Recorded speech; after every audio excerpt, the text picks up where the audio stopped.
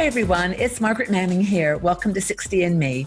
This is the place where women over 60 come to be inspired. Today we are going to be inspired by a good friend of 60 and Me, Ariane Poole.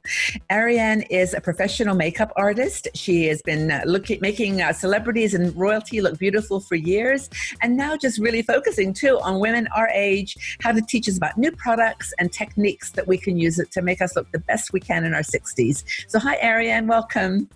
Hi there, Margaret. Hello, community. The community loves you. I mean, we've done so many videos together, and every time I tell them I'm speaking with you, they go, oh my gosh, ask her about something. And we've got a good one for you today. Okay, so a lot of women have asked me to ask you about what to do with hooded eyes. Okay. How to put makeup on or apply it in a way that they can minimize that look where your eyes are kind of over top of your eyelids, eyebrows. Yeah, there's two different types of hooded eyes, Margaret. I know that's going to go, oh no. No, tell us. There are two different types. It's one that's called vanishing lid. Now, vanishing lid is something that you had literally from birth. So you've got eyes that when you open up your eye, the actual eyelid, you don't see it. So that is like a shape of eye and very, very common here in the UK. So it's called vanishing lid. And there's a technique to open up the eye and make the eye look bigger with that kind of shape. Okay. Now that does get worse as you get older because of gravity. Now there's also the other hooded eye that I think a lot of people experience, including myself, is where this bit here kind of goes down. Yeah, that goes down. Yeah. And that's where we all do this maybe in the mirror, these kind of things. Yeah. And I know that women can have that fixed by using Botox and getting their eyes done and that. But if you're someone who doesn't want to do that, and I'm one of those people that doesn't want to do that, and I'm not saying that there's anything wrong if they do, I'm not here to judge. Everyone's no rules in your 60s or any time. Anything you want to do, you just do. Absolutely. Those ladies out there, they go, you know what, that's not for me. Let me find out a different way. So let me show you for both. First of all, for the way that is this, where you've got this kind of hooded, where this is coming down like that, well, this bit up. And okay. This is what I do in my makeup lessons. So everyone that I've done who's got that kind of, what I call a vanishing lid, I take a little bit of either my crystal taupe or an eyeshadow, and depending on the shape of or how extreme their hooded eye is, I will do different. Right. Okay. Right, so crystal taupe. I have my whole eye bare, and I'm putting the crystal taupe here, and I'm bringing it up slightly higher than my socket line. Now, the reason why I do that is because that actually opens up the eye. So if I do it there and then open up my eyes, you see that it lifts and opens up the eye. This is a great look. Okay. So this is your eye shine product, which is like, it comes in different colors, but you're using crystal taupe right now? Using crystal taupe. Depending on the person's eye color, I might use the topaz, which is the sort of it's a golden color, yeah. Gold. I might use the amethyst, which is the purple one that you use. I use it all the time, yeah. I might use it just depends on, or the graphite, which is the gray one, which I use a lot when I'm doing a smokier eye. But it's really, I'm doing this so this lifts up that bit of the eye. So what we're doing is pushing that bit back. Leave this there. Okay. Now, I know it may look like I've got a little bit of eyeshadow. It does. I was going to say. There is no eyeshadow. That is my natural skin, because that's where your skin is probably the tightest, because your bone is. Right. Okay? So it always looks like you've got a natural highlighter there. Okay. At the end, I'm going to put a shimmery highlight to show you that it brings this bone forward. So the reason why I avoid putting any shimmery business on here is because we don't want to bring this bone forward and sink our eyes further back. Okay. So let me just say what you just said, Ariane, is really important, I think, because it's very, the technique that we've always learned about putting eyeshadow on is to just put it on the eye that's above the eyeball. So not to go up above. So that's really useful to know that if you've got a hooded eye, you want to do that a little bit, not right up to the top, but just a bit. I use my finger because I can feel how high. So I'm going to go slightly higher than the socket line, but not to the brows. Yeah. So Ariane, so when people put eyeshadow on, I've watched tutorials and things, and they put the shadow on this part of the eye, and then a darker color a little bit above to sort of give you a shaped, a little bit shaped. Would you not do that with a hooded eye? Would you not mess with like contouring? What I would do is I would take a slightly darker shade, and I'm taking a matte darker shade, so you can see on my finger. Okay. And I'm going to go up here, because what happens is if you've got the hooded eye that I talk about, where you're talking about the vanishing lid, you don't have socket line. You've never had a socket line, even when you were like 12 years old. Yeah. So when they say we're going to recreate the socket line, well, you didn't have a socket line to start with, so you're not really trying to recreate. Okay. It means that you see that your eyes don't age evenly if you're trying to do that, and it just makes hard work. So what I'm doing is I'm bringing it up. So I'm doing a sort of taupey kind of color in a matte, and I'm bringing it slightly higher. So do you see how that's opening up the eye? Yes, I do. And that natural highlight that you talk about just above your brow or under your brow, excuse me, really helps a lot. And that darkness accentuates it a little bit. Then I'm going to take a pencil, and I'm going to grab one of the Estee Lauder pencils that we talked about in another video. Yes. So I'm going to take that, and now this is for the person that's got this kind of hooded eye. So sometimes you might have a combination of the two. And sometimes if you have puppy eyes, you might have it, at times. Yes. I'm going to run it along here, the base, and then I'm going to do what you've just said. I'm going to take a little bit of it on my finger, and I'm going to bring it up here. But I'm not going to do it just in the socket line. I'm actually going to bring it where this hooded bit here is. And you see how that pushes that back? Yeah, I do. That's really I can see it's very unique. I'd never seen that before. You're trying to push that bone back. But you're not going beyond the center of the eye at all. You're keeping it in this section right here. Yeah, exactly. So if I've got a bit of a hay fevery nose. It's summertime. Yeah, so I'm putting it just here. I'm using quite a dark color for demonstration. Yeah, exactly. Well. Yeah. So but you can see where this eye is going down like that. And I'm not pushing that eye down. I'm just showing you, but it droops. So now I'm lifting this eye up. Yes, I can see.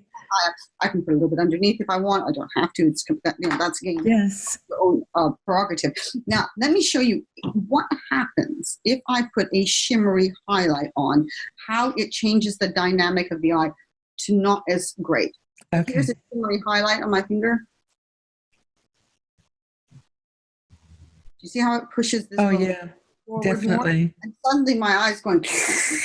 Sinking back into my face. Yes, now that you say that, I can see how it sucks it back. Yeah, and the other your eye looks smaller. Your eye actually looks smaller. Yeah, it looks smaller than what I did before. So if you keep that just with your own natural skin tone, which is obviously got a little bit of redness, a little bit of a concealer of some sort. But to me, now my eye doesn't look as dynamic.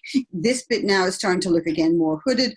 If I put more there, if I put more of the darker color there, it's not going to make it a heck of a lot better. It just changes the dynamic. Yeah, it also doesn't make it look as attractive. I mean, it just looks like a little bit painted lady-ish. Yes, and it's on our age, less natural. Mm-hmm. And it's not changing it's not bringing out the eyes to to what I consider the best. And yes, the same thing is when people say put the lightest color all over it. Don't do that. Those tutorials. The reason why we used to put the lightest color all over in the olden days is because the eyeshadows weren't as blendable as they are now.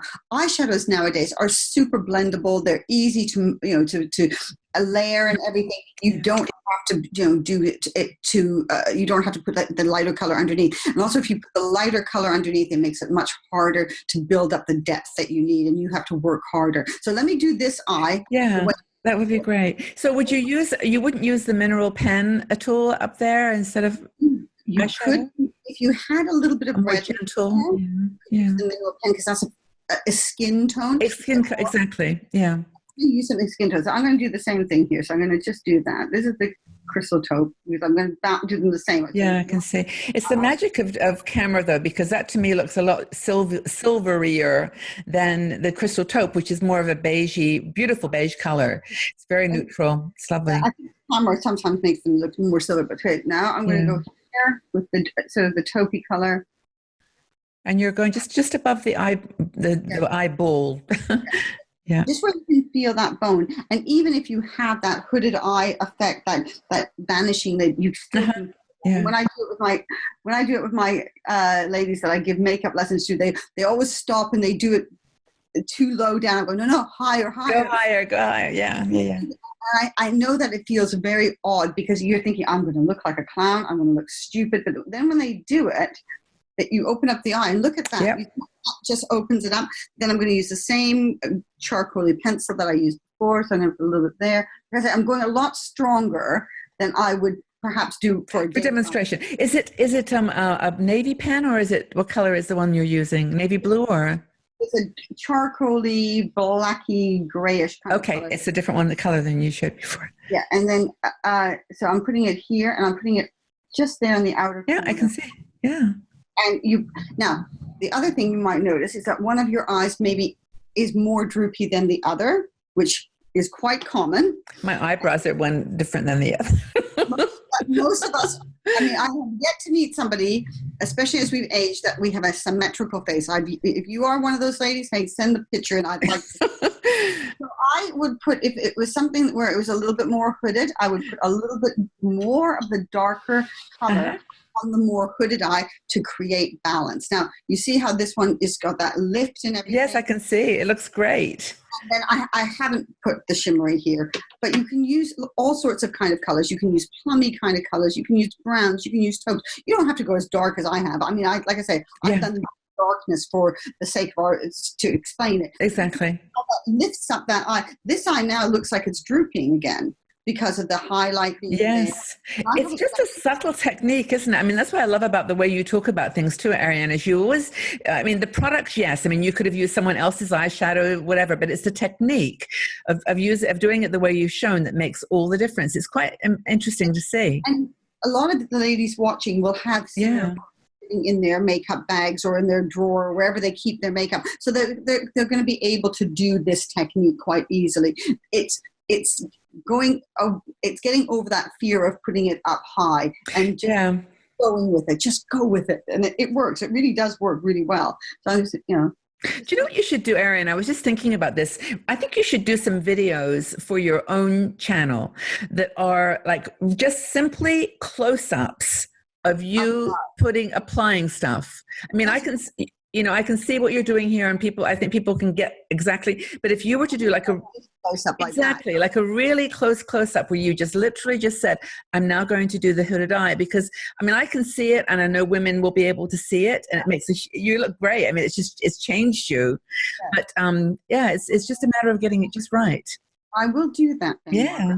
That's a very good idea. But like you say, this is an easy technique to totally. It looks great. It's just, feel the fear and do it anyway. Feel the fear of the eyeshadow and just go with it. Well, it certainly works for you. Okay, so I hope that's helped the people that ask me about hooded eyes. They're not abnormal. I mean, Ariane's told us already that a lot of people have them, and unless you want to do something dramatic like Botox or whatever, this is something just to live with and embrace in your 60s.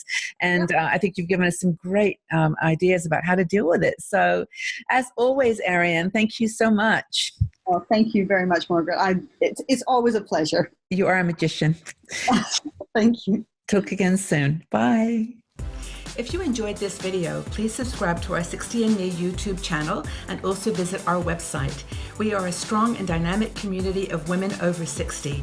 We're challenging aging stereotypes, and every day we share fascinating stories, interesting questions, and great conversation.